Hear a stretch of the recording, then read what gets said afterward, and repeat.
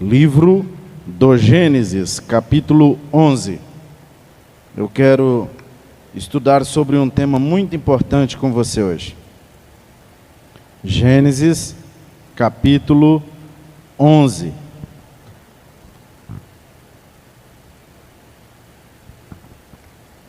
Gênesis, capítulo 11, é o texto que vamos ler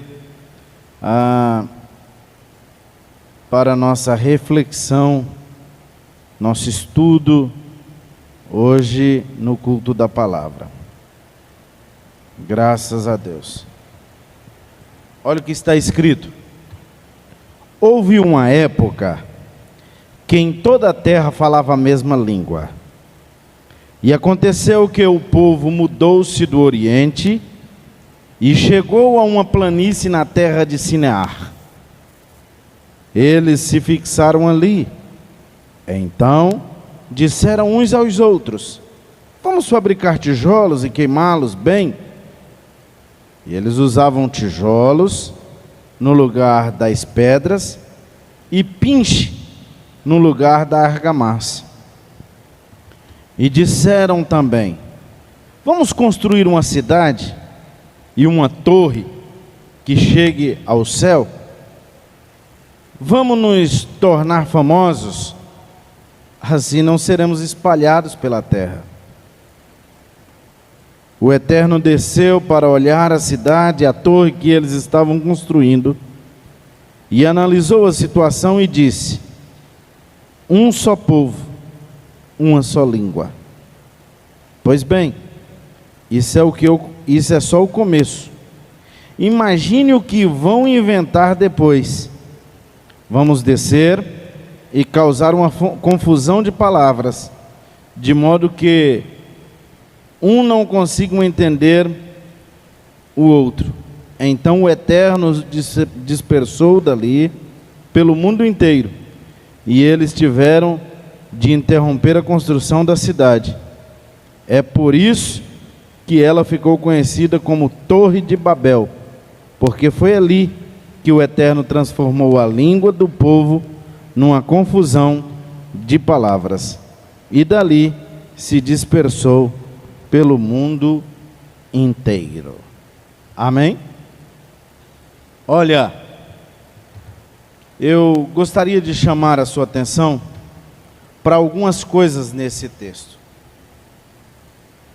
Eu gostaria de trabalhar versículo por versículo para uma melhor compreensão do que o texto tem a nos ensinar. Olha o que começa dizendo: e era toda a terra uma mesma língua e uma mesma fala. Aqui já nos chama a atenção algo muito interessante. Todos falavam a mesma coisa, né? Todos tinham a mesma linguagem, uma só fala e uma só compreensão. Portanto, não havia confusão de compreensão. É interessante quando você consegue compreender a fala de alguém. É interessante quando a fala ela cumpre, né, a sua função, que é trazer ao ouvinte a compreensão. Quando ela é deturpada no caminho, ou quando ela é cerceada de compreensão para onde ela tem que chegar, aí a comunicação ela fica falha, né? A gente pode chamar isso de corte de comunicação. Então, eu gostaria de chamar a sua atenção já inicialmente para isso. Todo o povo era um povo só. Então tinha unidade e falava a mesma coisa. Agora, acontece que esse povo, eles resolvem se mudar de região.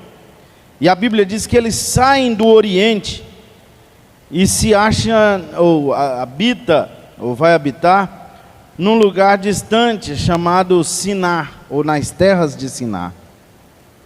Era uma planície, um lugar bonito, um lugar desejável, prazeroso à vista. Então, o povo decide fixar ali terras, ou cidade, edificar o seu lugar de morada.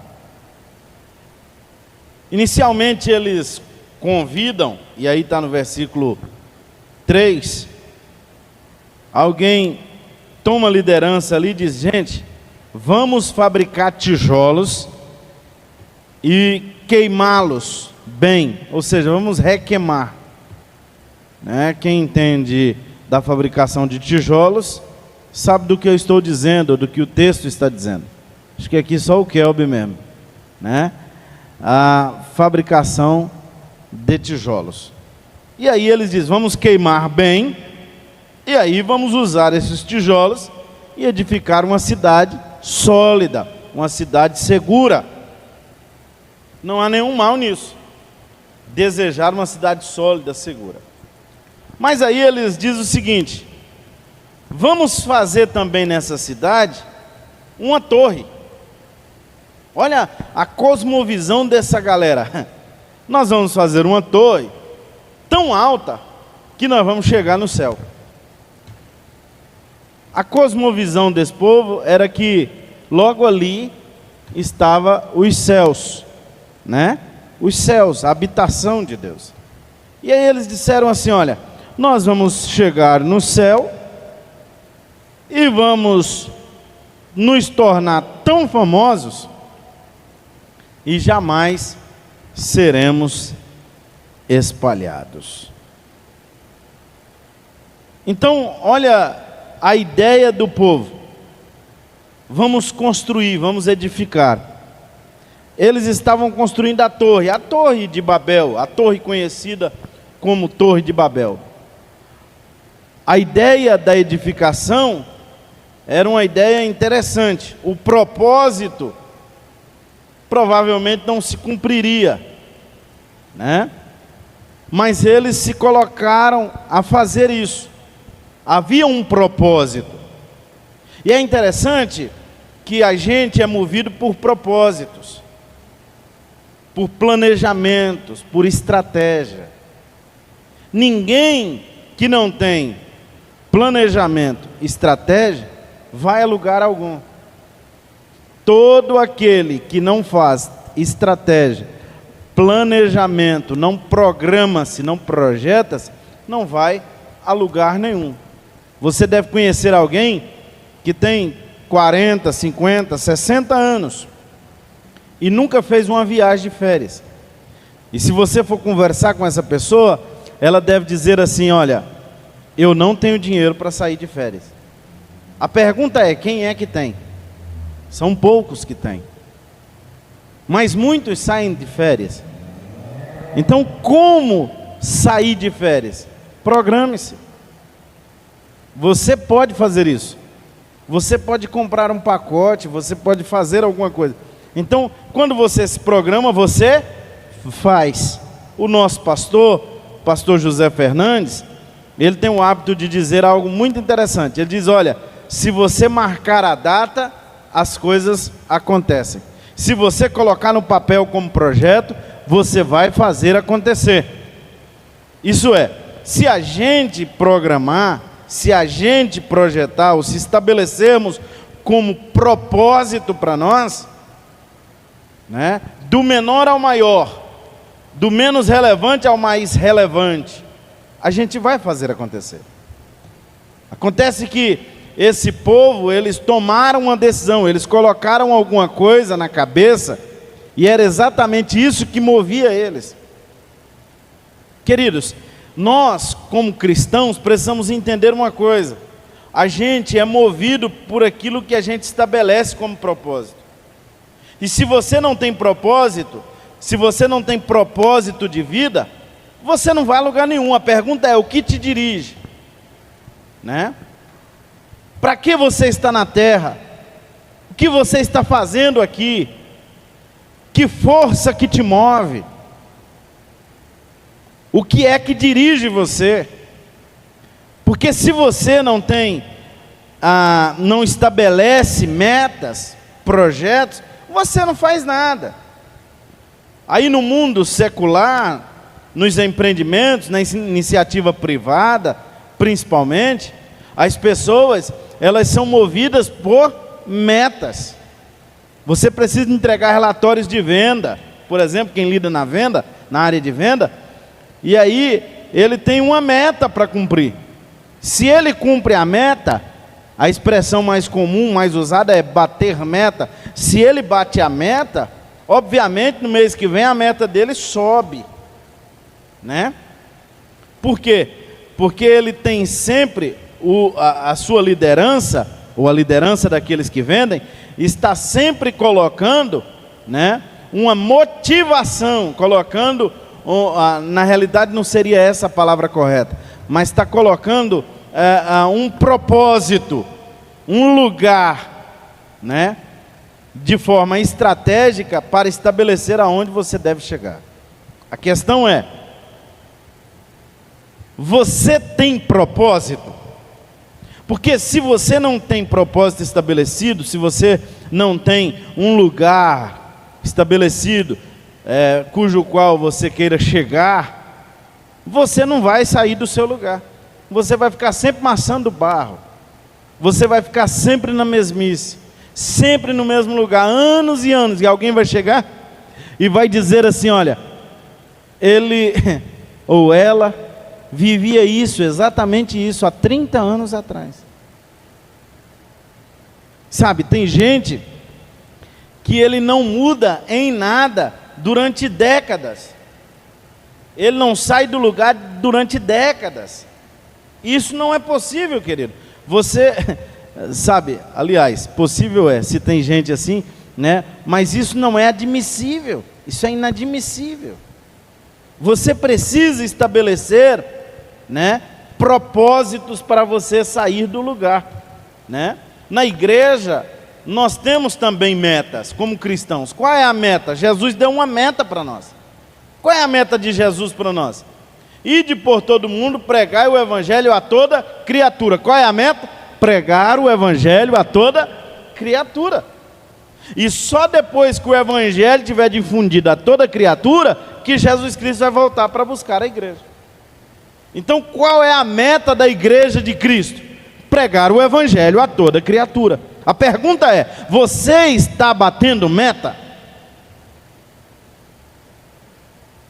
Você está estabelecendo meta diária, meta semanal, meta mensal para o propósito? Ou tu acha que a vida de cristianismo é aquela vida que você fica deitado eternamente em berço esplêndido, esperando, só esperando? Oh, nosso Pai, o nosso Pai, nosso Pai. Nós estamos vivendo um tempo muito delicado.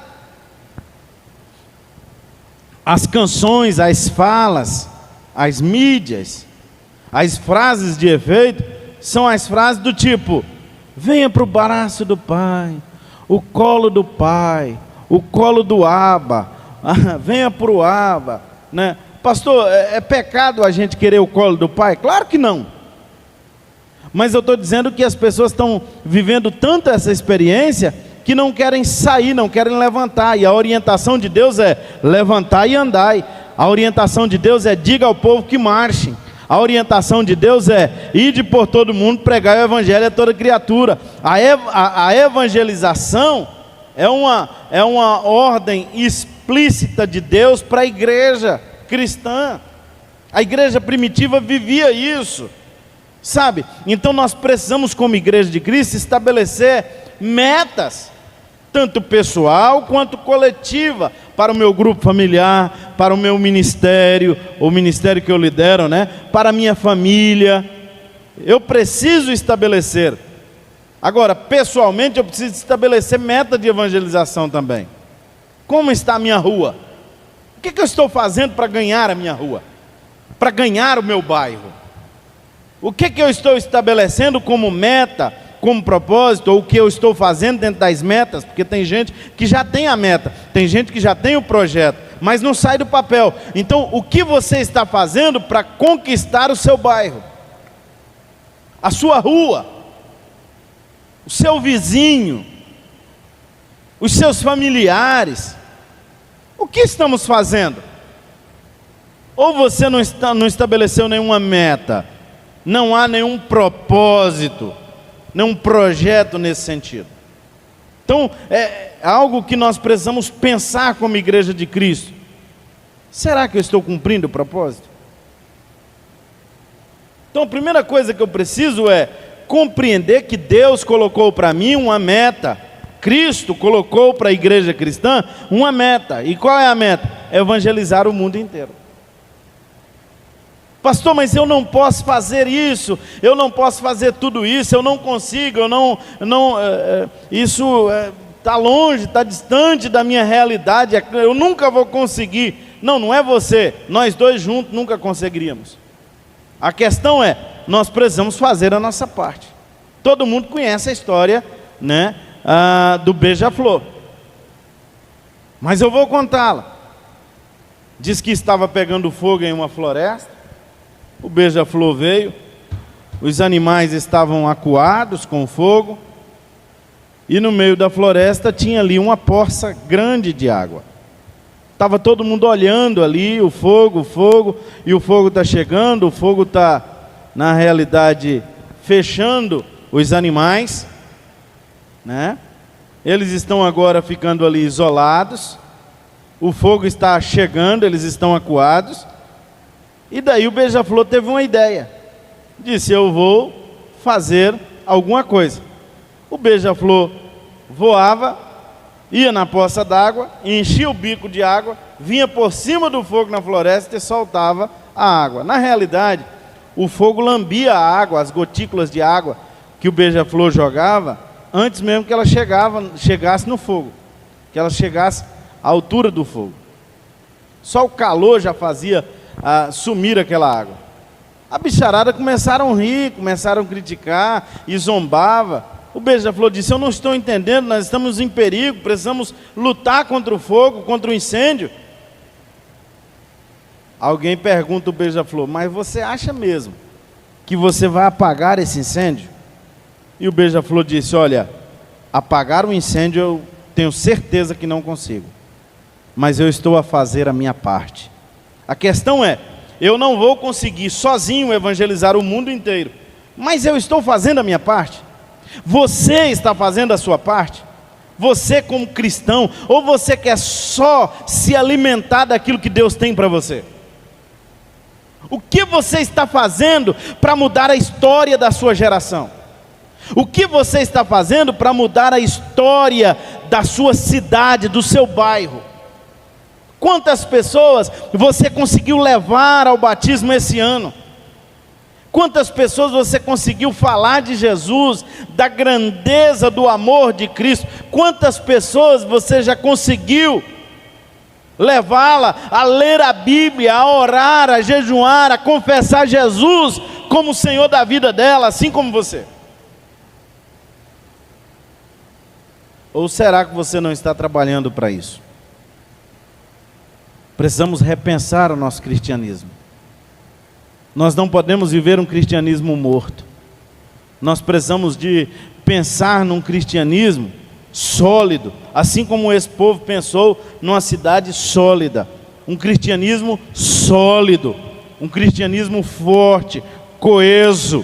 Nós precisamos edificar dentro das pessoas, não com tijolo requeimado, não com pinche, não com argamassa, com nada disso, com cimento. Não, precisamos de edificar dentro das pessoas o reino de Deus.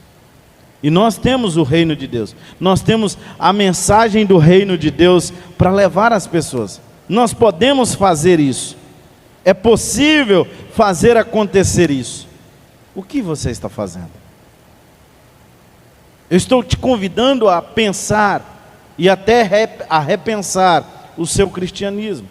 Agora, veja bem, esse povo diz assim: olha, nós vamos edificar, nós vamos fazer algo forte, e nós vamos ser reconhecidos. E aqui começa algo perigoso.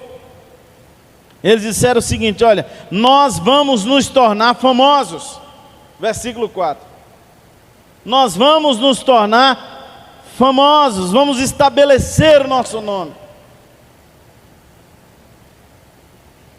Isso no cristianismo é um problema, porque quem é você?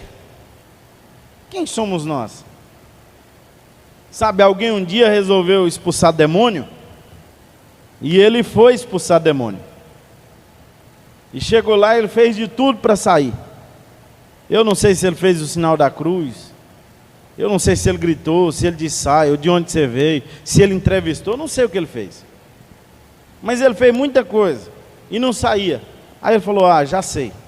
Ele virou e disse assim, olha, em nome do Jesus que Paulo prega, eu te ordeno, vai embora. O demônio riu dele e disse assim, olha, Jesus eu conheço, Paulo eu sei quem é, e você, quem você pensa que é? Então a questão é o seguinte, nós não somos nada, quem é? É Jesus dentro de nós. Então quando a gente pensa que Jesus está dentro de nós, a gente deixa de viver o egoísmo, o narcisismo. Porque tem gente, irmão, que acha que ele é muita coisa. Como eu disse domingo, né? Ele faz quase igual o senador, alguns senadores da República, alguns deputados, né? Um senador da República esses dias perguntou a um cidadão, você sabe quem sou eu? Quem é você? Aí ele disse assim, você não é ninguém, rapaz, eu sou um senador da República. Grande coisa, né? Grande coisa ele é. A questão é, para quem eu trago a glória daquilo que eu faço? É bom pensar do ponto de vista, né, de que nós não somos nada, e Cristo é que é em nós, e que tudo que fazemos, a glória do que fazemos é para Cristo, é para Deus. É bom pensar do ponto de vista que as obras que realizamos, as realizamos em nome de Deus. É bom pensar do ponto de vista de que nós somos apenas instrumentos de Deus para abençoar pessoas. Nós somos então canal, instrumento, ferramenta usada por Deus para estabelecer dentro de pessoas o reino de Deus. Aí quando a gente pensa a partir disso, muda tudo, né? Quando a gente pensa a partir disso, muda tudo. E como é que eu posso fazer a diferença no mundo inteiro? A evangelização, querido, é uma obra missionária que pode ser feita de todos os modos. Você pode fazer a partir da sua rua, da sua casa.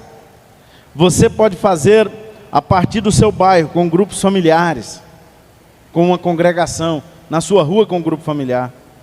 Você pode fazer a partir da comunidade, com ministérios distintos na casa de Deus. Você pode fazer fazendo missões, indo às nações, indo aos povos indígenas, né? Aos povos, a outros povos, outras línguas, outras nações. Se prepare para isso. Pastor, mas eu não posso, eu tenho meu trabalho, eu tenho as minhas atividades. Você pode fazer isso colaborando, investindo naqueles que se prepararam para ir. Você pode fazer isso. Nós temos feito isso como igreja, nós temos enviado para uma obra missionária lá em Guiné-Bissau. Nós temos feito isso, né? Nós temos trabalhado isso e cultivado isso na nossa igreja. Então você pode fazer isso de alguma forma, você tem condições de fazer isso de várias formas, e você pode estabelecer o reino de Deus no mundo inteiro. Você pode fazer isso. Mas vamos lá, esse povo que nós estamos estudando em Gênesis 11, eles fazem algo muito interessante, né? Eles disseram, vamos fazer algo forte, vamos fazer algo sólido. Mas aí fica ruim quando eles dizem o seguinte, a questão é, nós vamos estabelecer o nosso nome. Querido, não é o seu nome, é o nome de Deus. Só que esse povo, lembra que eu disse que eles tinham uma ideia de no meio da cidade estabelecer uma torre? Então eles começaram a fazer essa torre. E eles começam a edificar essa torre, fazer algo forte. e já estava grande, já estava elevado, a construção já estava gigantesca. Então Deus resolve descer e ver o que eles estavam fazendo. Na realidade, Deus de lá resolve ver o que eles estavam fazendo. E aí, Deus faz uma fala no versículo de número 6, que a gente precisa observar isso aqui, assim, de forma muito especial. Olha o que Deus diz: eis que esse povo é um, e todos têm a mesma língua, e isto é só o começo do que eles vão fazer, não havendo agora nenhuma restrição para tudo o que eles intentam fazer. Eia, desçamos e confundamos ali a sua língua, para que não entendam um a língua do outro. Olha o que Deus está dizendo. Eu tenho outra tradução que diz assim, olha: e analisou a situação e disse: um só povo, uma só língua. Pois bem, isso é só o começo. Imagine o que vão inventar depois. Vamos descer e causar uma confusão de palavras, de modo que um não consiga entender o outro. E aí o texto continua dizendo que Deus dispersou esse povo. Querido, olha só o que Deus está dizendo. Esse povo é um só povo, e tem a mesma linguagem. Duas coisas a observar aqui: esse povo tem unidade e falam a mesma coisa. Aí Deus está dizendo o seguinte: até para fazer o que é errado, se o povo tem uma só linguagem e é um só povo, eles conseguem. Eu vou te esclarecer melhor isso aqui. Olha o que Deus está dizendo: até para fazer o que é errado, até para fazer o que é errado, se tiver unidade e se falar a mesma língua, dá certo. Conseguem, querido, a unidade e a mesma linguagem dá certo até para o que é errado. Sabe por que o crime chama crime organizado? É porque lá tem uma só linguagem e o povo tem unidade. Sabia? A Bíblia diz que os filhos das trevas são mais prudentes que o da luz. Você sabia que as pessoas que trabalham com coisa errada ou com a vida errada, elas tendem a se organizar melhor do que aquelas que não fazem coisa errada, que querem praticar o bem? Sabe por que dá certo as coisas que acontecem no meio de um grupo de gente que trabalha errada? Porque elas têm uma mesma fala, porque elas têm unidade.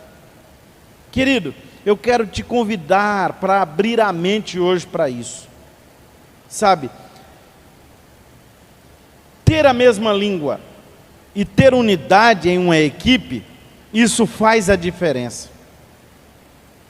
Faz tanto a diferença que Deus diz que dá certo até para as práticas erradas. Sabe, às vezes você está fazendo a coisa certa há muito tempo, ou está envolvido em coisas certas há muito tempo, e as coisas não estão dando certo, bons resultados. Eu quero te convidar para trabalhar, sabe, o princípio da unidade e da mesma linguagem. Sabe, você precisa trabalhar isso na família, na sua equipe de trabalho, aqui na igreja, no seu grupo de liderança. Você precisa cultivar isso, trabalhar a linguagem, trabalhar a uniformização das pessoas. A gente precisa ser um, querido. Sabe, a ideia do purê de batatas. Você pega um saco de batatas. A pergunta é: um saco de batatas está vivendo em unidade ou em união? Alguém poderia me responder? Tem unidade. Outro vai dizer: tem união. E você, o que você pensa? O que nós pensamos disso? Unidade ou união? União, unidade. Então, quando você pega um saco de batatas, e você pega aquele saco e abre ele, e você vira o saco, o lado aberto do saco para baixo, o que vai acontecer? Batatinha esparrama pelo chão. Vai esparramar um monte de batatas. E agora, elas se esparramam e você não consegue mais colocar do jeito que estava, nunca mais. Por quê? Porque elas estavam unidas pelo poder do saco. Tinha uma força que unia elas. Elas estavam vivendo uma união por uma força. Tem gente que é assim, sabe? Elas se unem a outra por uma força, por um interesse, por uma causa. E na primeira oportunidade que cortar aquela força, ela esparrama para tudo que é lado. Por que tem casamento que você fala assim: cara, viveu 20 anos, 30 anos, era um exemplo e agora acabou? Porque o que unia era apenas um interesse, uma coisa, uma situação. Chegou o momento que houve a cisão daquilo, e aí então esparramou os interesses. É necessário você compreender uma coisa: a vida, ela se torna uma vida muito diferente, muito, mas muito diferente, quando você vive em unidade. A sua igreja será melhor, o seu pequeno grupo será melhor, a sua congregação será melhor, a sua equipe de trabalho aqui na igreja, lá no seu trabalho, será melhor, você viverá melhor, o seu casamento será melhor. Uma vida em unidade. Portanto, a unidade faz a diferença. Ela amplia a sua visão, amplia a sua força, amplia as suas possibilidades. Agora, você já pensou se a gente cortar esses sacos de batata, ou esse saco de batatas, dentro de um tacho de águas ferventes, ou de água fervente, esperar por um tempo, essas batatas vão amolecerem, você descasca, tira aquela pele, e aí você vem com um garfo gigante ali, dá uma amassada, coloque um creme de leite, orégano, bom tempero, aquilo que você gostar. O que é que isso vai virar? Purê de batatas. Isso vai se tornar um purê de batatas. No purê de batatas, agora nós temos unidade. Olha, querido, agora está tudo mais saboroso, o cheiro chama atenção, o sabor chama atenção. E tem algo muito interessante nessa historinha toda. Muito interessante. Sabe, você precisa compreender, sabe?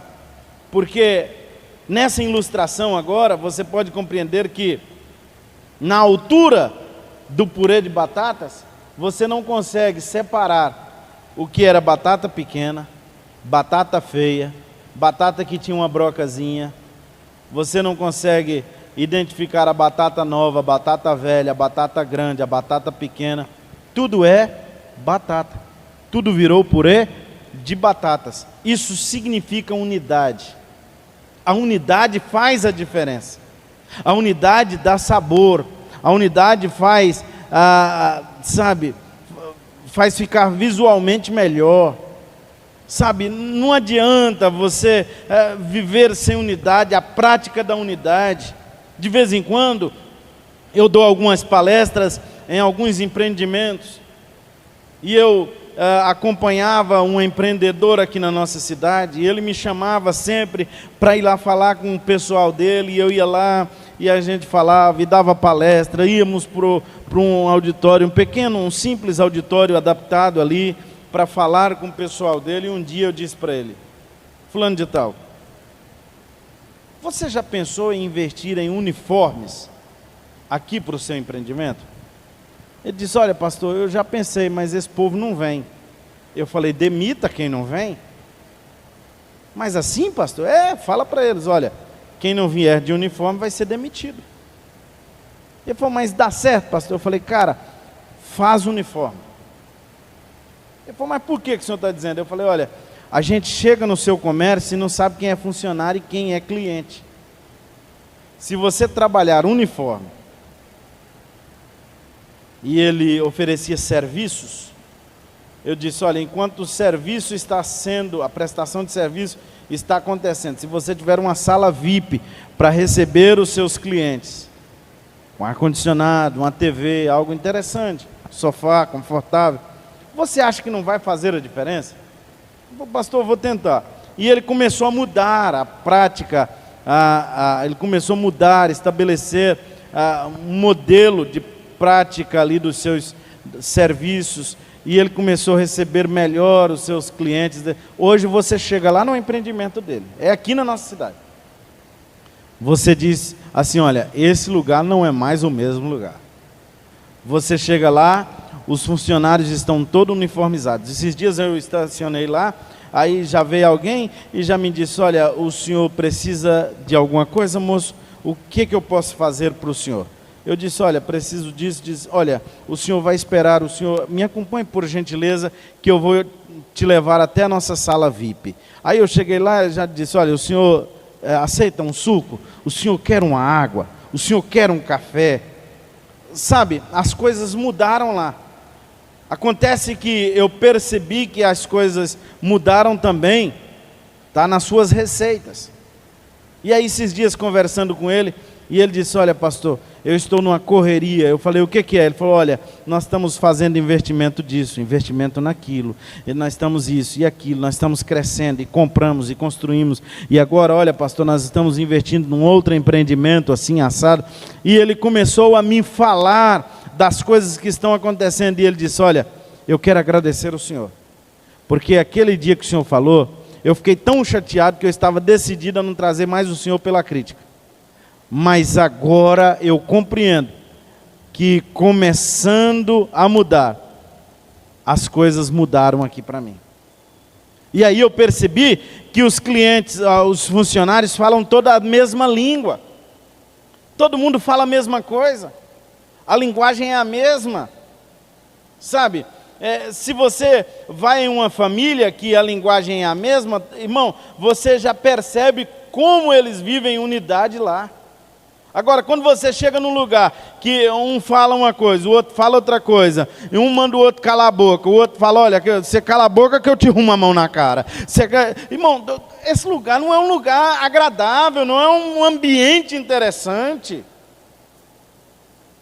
Você está compreendendo? Eu não sei se você está compreendendo, se eu estou conseguindo fazer você entender a importância da unidade, a importância da linguagem. Então, percebe que Deus está dizendo nesse caso aqui: olha, esse povo tem unidade, fala a mesma língua, e até para fazer o que é errado vai dar certo. Tudo que colocar no coração para fazer vai dar certo. Sabe por que algumas coisas não têm dado certo no seu casamento, na sua família, na sua casa, no seu empreendimento, no seu ministério aqui na igreja? Sabe por que algumas coisas estão dando errado? Dá uma olhada se você vive uma vida de unidade. Dê uma olhada se você fala a mesma língua de sua liderança. Porque às vezes você não fala a mesma língua da sua liderança. Sua liderança está dizendo: vamos para cá, e você quer ir para lá.